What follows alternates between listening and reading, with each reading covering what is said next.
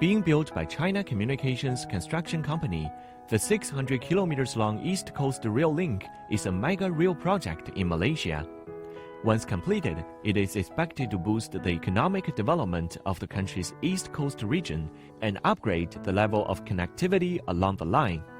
The project has 10 rapid response teams composed of 223 young workers from Malaysia and China.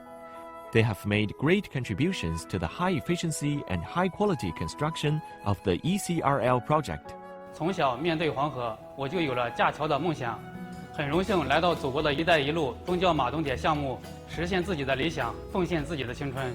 我们现在的那个基建的那些设备，还有理论知识，比老一辈的是更加的充足的。学习老一辈不怕苦不怕累的精神，并且将它发扬光大。